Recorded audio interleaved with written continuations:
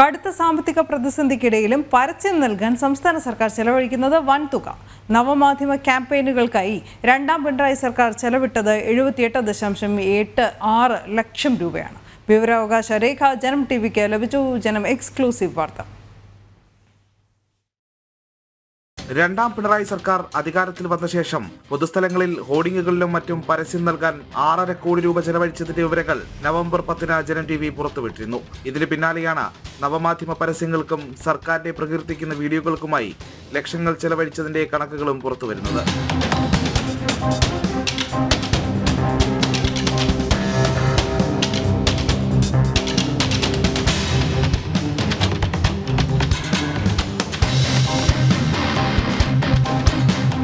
ടിവിക്ക് കിട്ടിയ വിവരാവകാശ മറുപടി പ്രകാരം 78,86,399 രൂപയാണ് 2021 മുതൽ ഇത്തരത്തിൽ ചെലവഴിച്ചത്.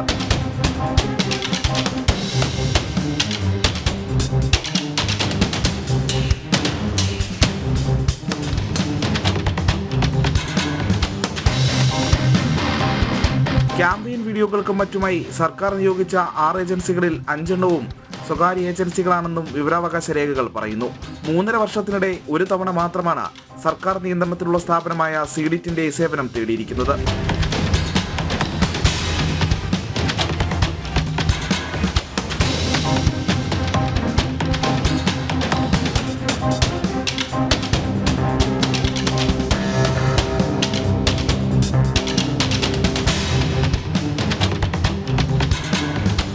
ബോർഡിങ്ങുകളിലും മെട്രോ തൂണുകളിലും മാളുകളിലും മറ്റുമായി കോടികളുടെ പരസ്യങ്ങൾ നൽകുന്നതിനിടയിലാണ് സോഷ്യൽ മീഡിയ വഴിയുള്ള പരസ്യങ്ങൾക്കും ലക്ഷങ്ങൾ ചെലവഴിക്കുന്നത്. സംസ്ഥാനം ഗുരുതര സാമ്പത്തിക പ്രതിസന്ധിയിലെന്ന് ആവർത്തിക്കുന്നതിനിടയിലാണ് പ്രചാരണ ധൂർത്തുന്നതാണ് ഏറ്റവും ശ്രദ്ധേയം. പ്രജിത് മോഹനൻ, ജനം, തിരുവനന്തപുരം. രശ്മി കാർത്തിക ചേരുന്ന വിവരങ്ങളുമായി. രശ്മി, കടുത്ത സാമ്പത്തിക പ്രതിസന്ധി ജനങ്ങളെപ്പോലും, സാധാരണ ജനങ്ങളെ ദൈനംദിന കാര്യങ്ങൾക്ക് പോലും അലട്ടുന്നുണ്ട്. അതിനിടയിൽ ഈ സർക്കാർ ഇത്രയധികം ഭീമമായ രൂപ ചെലവഴിക്കാൻ ഖജനാവിൽ നിന്ന് തന്നെ പണം എടുക്കുന്നു എന്നത് ഒന്ന്. ഇനി 2 അടിയന്തര ആവശ്യങ്ങൾക്കല്ലാതെയാണ് ഈ തുക വിനിയോഗിച്ചത് എന്നതാണ്. അതാണ് ഈ വാർത്താ പ്രാധാന്യം നേടാൻ ഈ റിപ്പോർട്ടിന് അടിസ്ഥാനവും.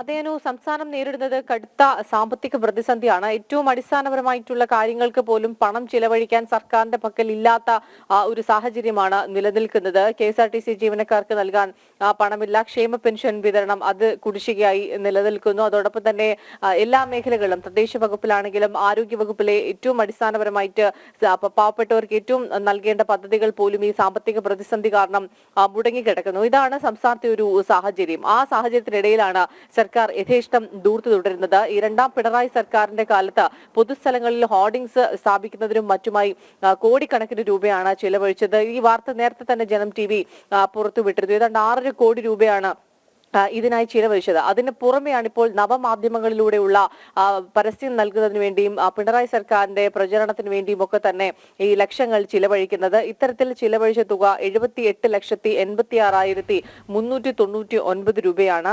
ജനം ടിവിക്ക് ലഭിച്ച വിവരാവകാശ മറുപടിയിലാണ് ഇക്കാര്യങ്ങൾ ഉള്ളത്. സംസ്ഥാനം ഇത്രത്തോളം സാമ്പത്തിക പ്രതിസന്ധി തുടരുമ്പോഴാണ് ഈ ഒരു യഥേഷ്ടം ദൂർത്ത് തുടരുന്നത് എന്നുള്ളതാണ് എടുത്തു പറയേണ്ട കാര്യം. അതോടൊപ്പം തന്നെ ഈ ക്യാമ്പയിൻ വീഡിയോകൾക്ക് നിയോഗിച്ച 6 ഏജൻസികളിൽ 5 എണ്ണവും സ്വകാര്യ കമ്പനികളാണ്. ഇതിൽ സർക്കാരിന്റെ നിയന്ത്രണത്തിലുള്ള സ്ഥാപനമായി സീഡിറ്റിനെ ഒരു തവണ മാത്രമാണ് ഈ സേവനത്തിനായി സമീപിച്ചിട്ടുള്ളത്. ബാക്കി മുഴുവൻ ഈ സ്വകാര്യ കമ്പനികളെയാണ് ആശ്രയിച്ചിരിക്കുന്നത്. അപ്പോൾ വലിയ രീതിയിൽ ലക്ഷങ്ങളും കോടികളും നൽകിയാണ് പിണറായി സർക്കാരിനെ ഇത്തരത്തിൽ ഒരു പ്രചാരണത്തിന് വേണ്ടി, പരസ്യത്തിന് വേണ്ടിയും, നവമാധ്യമങ്ങളിലൂടെയും അതോടൊപ്പം ഹോർഡിംഗ്സിന് വേണ്ടിയും ഒക്കെ ഇത്രത്തോളം ലക്ഷങ്ങളും കോടികളും ചിലവഴിക്കുന്നത്. അതോടൊപ്പം തന്നെ നേരത്തെ തന്നെ ഈ ഒരു സാമ്പത്തിക കെടുകാര്യസ്ഥതയും സാമ്പത്തിക മിസ്മാനേജ്മെന്റുമാണ് ഇത്രത്തോളം ഒരു രൂക്ഷമായ ഒരു സാമ്പത്തിക പ്രതിസന്ധിയിലേക്ക് സംസ്ഥാനത്തെ കൊണ്ട് എത്തിച്ചത് എന്നുള്ളൊരു വിമർശനം ശക്തമായി നിലനിൽക്കുന്ന ഒരു സാഹചര്യമുണ്ട്.